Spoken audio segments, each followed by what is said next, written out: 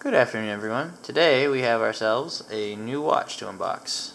I recently got this on mass drop for what seems like the typical Glycine steel nowadays, way below retail. This is the 3898.19AT6 SBMB, whatever the heck that means. I'm sure there's some logic to it. 3898 is the big model number.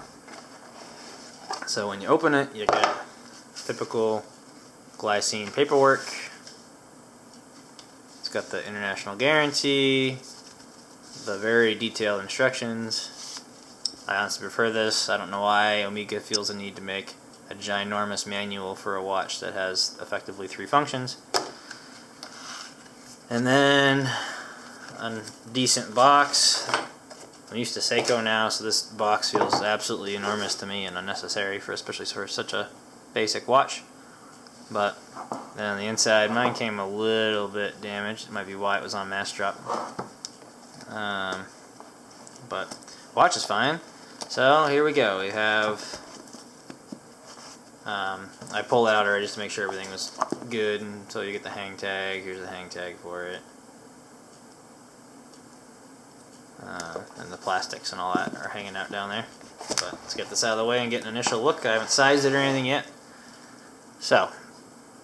It is a 42mm watch nominally. I haven't checked any of the specs yet. I'll do that when I do a full review. Non-hand winding, so first position, or it is hand winding, but it's non-screw down. So the first position is hand winding. And of course it's a Swiss ETA 2824 or something similar. They call it the GL224 movement. 25 joules. And signed rotor, display case back, pretty plain, typical entry-level Swiss affair.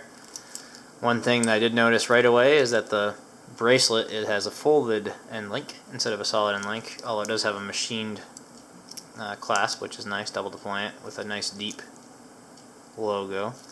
But that folded clasp is something that might turn a lot of people off, but it doesn't really bug me. It's very tight, it's way tighter than even a Seiko end link would be from the factory. The whole case is blasted. It's got holes. It's a holes case. Sapphire on the front, nominally with AR. It's not like a super crazy AR. The sapphire definitely gets the fingerprints like crazy. So yeah, but the second hand is very orange. I don't know if you can see it in the video, but it's like day glow orange. It's incredible. The lume is okay. There's a date window there. The lume is the date is black on white, which matches the dial very, very well, which means that you can't really see it most of the time. But the crown on the Glycine is applied. Everything else is printed. The numerals and the dots have lume. The lume's pretty solid. I haven't tested it yet in like really good darkness, but seems respectable. It's certainly not Seiko, but we wouldn't expect that from a watch I paid $315 for. And the hands are nice because they come all the way out, so it's very legible. I noticed when I was setting it that the date change happens immediately at midnight, which is nice after coming from Seiko and getting the like 6-hour date change. Not that it really matters when you're sleeping, but it's a nice functional difference. So I'm going to go ahead and get it sized, then we'll come back and have some impressions on the wrist. Back real quick with a couple of observations. So the whole case is matte, which is nice. It gives it like a very rough texture, I guess. But the nice part is the inside is well, I guess it's brushed. I wouldn't call it polished, but it's smooth, which is nice. I was like, well, I love this finish, but I don't know if I want it on my skin, you know? It's kind of coarse and feel like it would kind of stick and grab when you're sweating. So nice to know that the inside has some polish to it. Nice little touch. In case anyone was curious, the clasp has 3 micro address points. So, alright, be back once it's done. And we're back. Alright, I went ahead and sized it, took 6 links out, typical my little puny 7-inch wrist. And that's what we got. It's super comfortable. Sizing it was easy because it's just regular split pins. So, pull my sweatshirt out of the way. Sorry about that. And so we have a nice sized watch. Fits my wrist pretty comfortable.